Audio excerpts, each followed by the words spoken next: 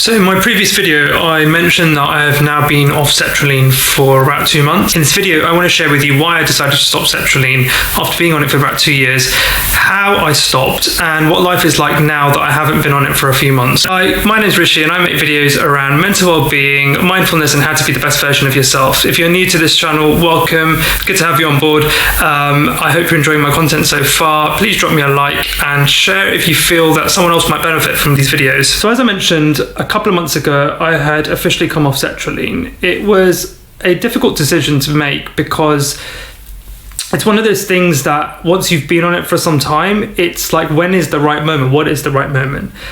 A year before, so early sort of 2020, I had considered coming off it, but it was at the start of the pandemic. We had just gone into a lockdown and I thought actually it could potentially be a disaster. So this time round, it really did feel right, and I'll explain why and what led me to my decision and how I did it. The first comparison I can make when I look back is 6 months into starting Sertraline. I went in for a review with my doctor, and at that time, the review was about whether the medication was helping me, whether it was time to stop, or if I should continue. And when he asked me how I was feeling at that time, so this is literally 6 months into being on Sertraline, I felt really anxious. I felt super nervous, and because I had anxiety about coming off this medication and sort of almost feeling like it would leave me vulnerable, straight away the doctor was like, that proves that this isn't the right time. So I think I had that at the back of my mind when I was going through sort of several months after, when I was kind of very much used to being on the medication and constantly sort of evaluating how I was feeling. So during that period in 2020, I was thinking back to that moment when I was sitting with the GP and having that conversation, and I realized that I didn't feel the same. But because we were going into a pandemic, like I mentioned, I decided to continue, and that has kind of continued for a year, which brings me to around April time. Maybe actually it was around February of this year. I had decided that it was time, and the reason why I felt it was the right time was because I've been in a really good place. If I compare my life, now in my mindset and the levels of anxiety that I experience, it's very, very minimal, if not sort of not at all compared to when I first started Sertraline. My work is really good at the moment. It was a big factor in what sort of caused my anxiety. My sort of day-to-day life is really positive. I've worked really hard over the last sort of 18 months to 2 years to really strengthen my mental health, my thoughts, the way I look at life, how I go through certain experiences and relationships.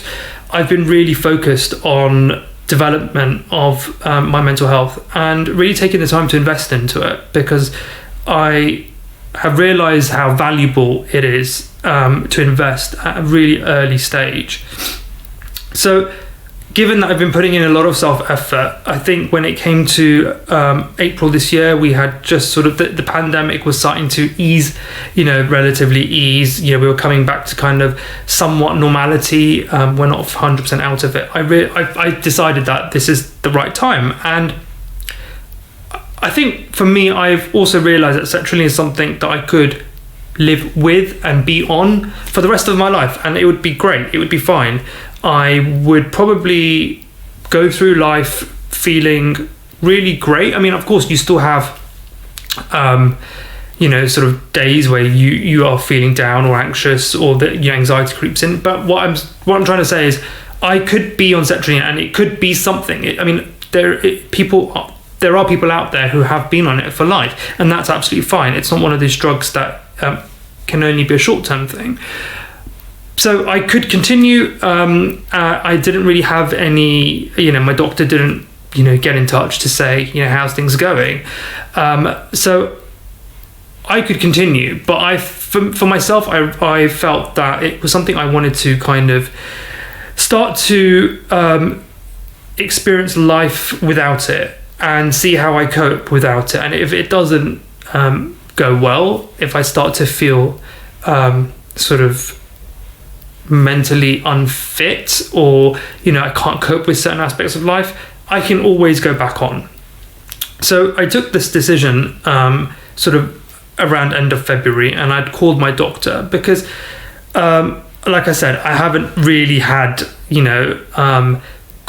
ongoing conversations with my doctor about the medication. It almost felt like they forget. And this is another issue I have with the system and how medication of this nature is being given out, and it's been the top 10 medication in the UK and the US for the last couple of years, which is just it baffles me as to how the lack of support there is for people like us who are embarking on this journey with sertraline, or who are living with sertraline.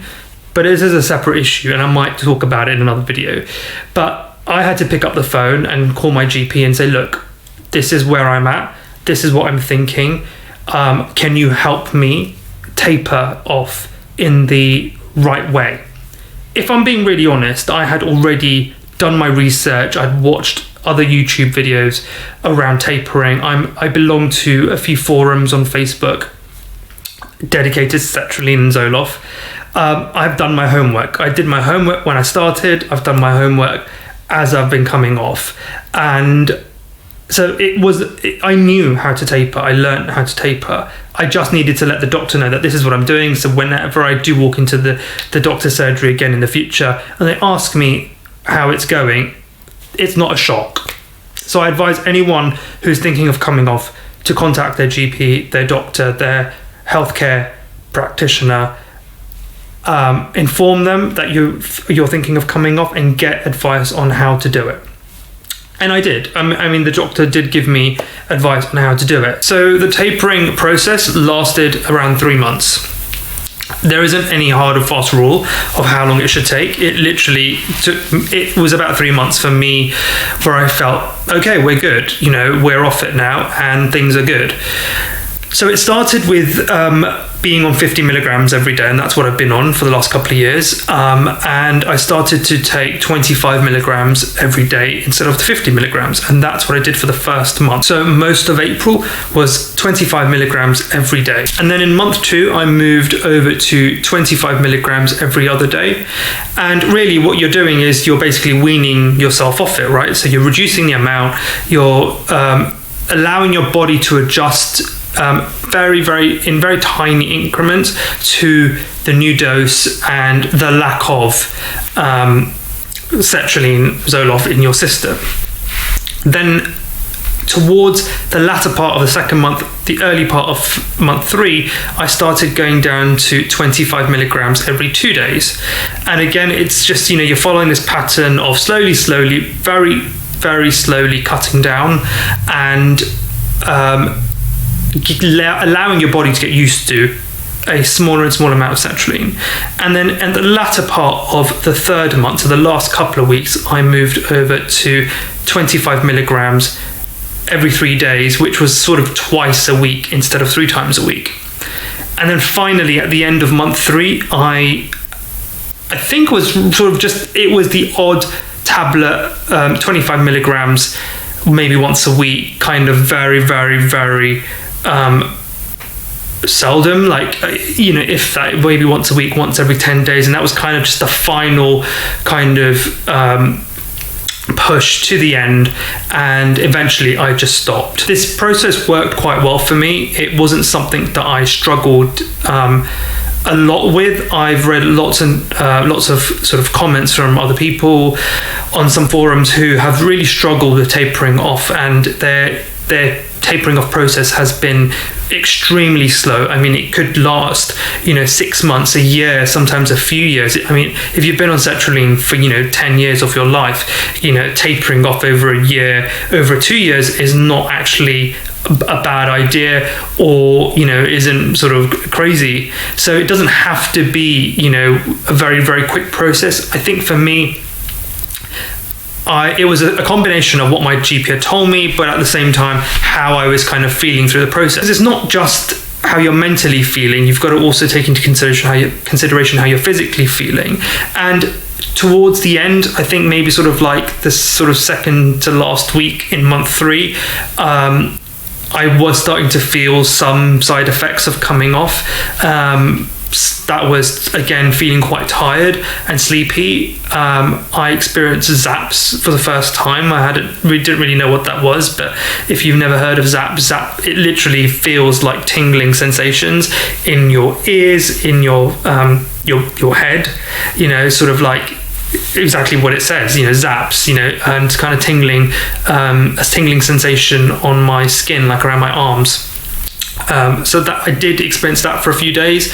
The other thing I experienced quite a lot of was nausea.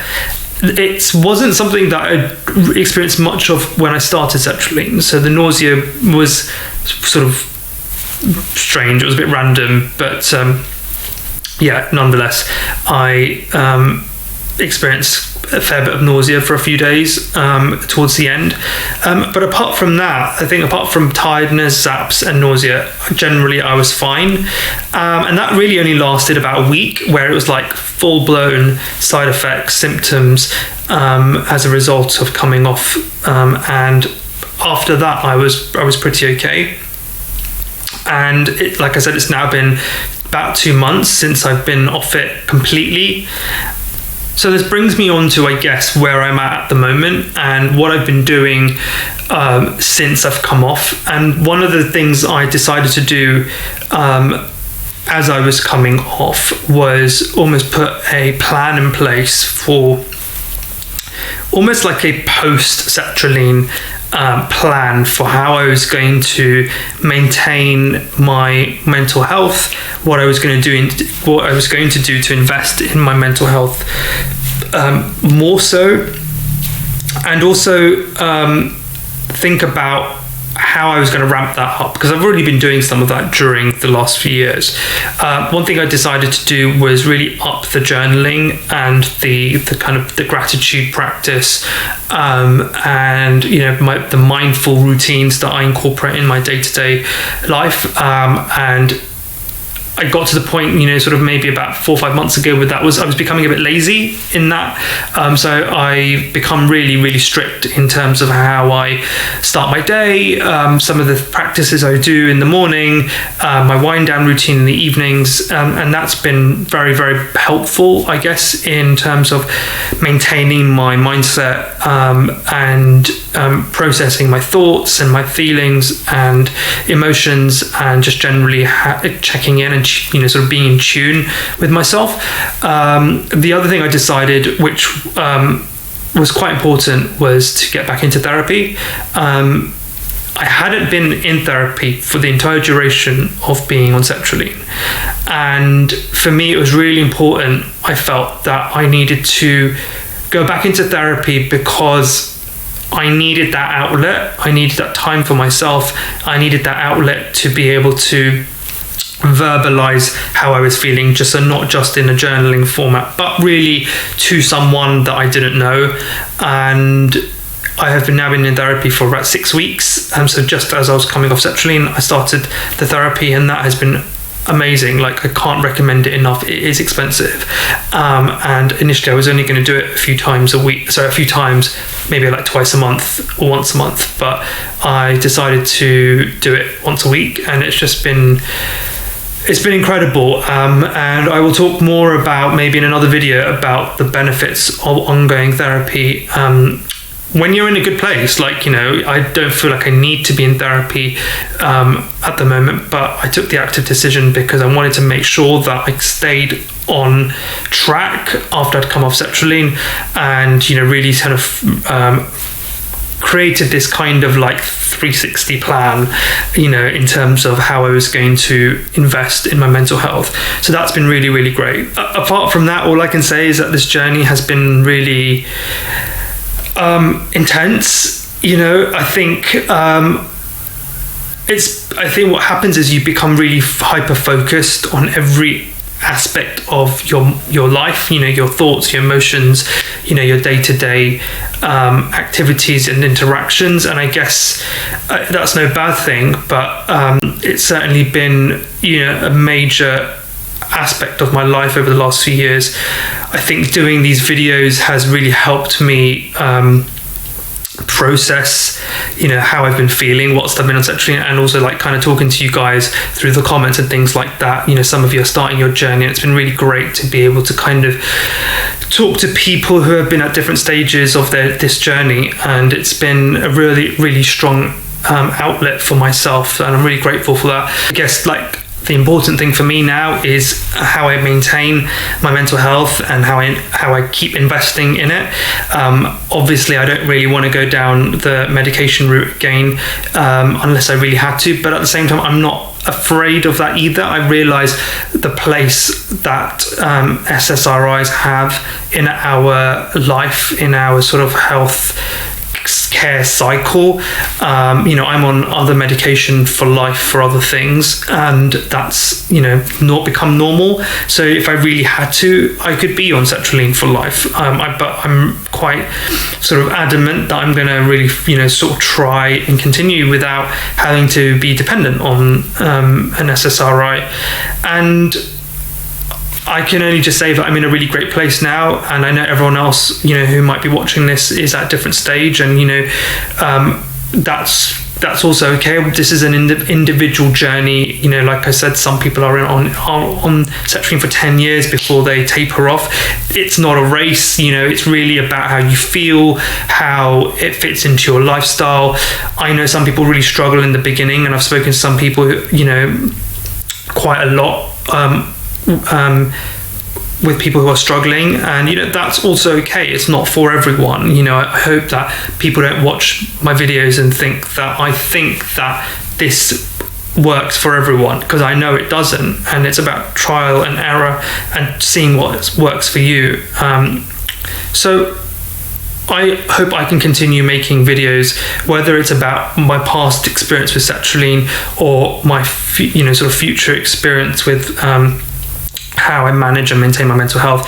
I hope my videos continue to help people, and I will definitely keep you guys updated and share some of the things that I'm doing. I mean, I've mentioned in my other video, I'm just about to I launched a mental health app last week or the week before, and I will be talking about that in another video.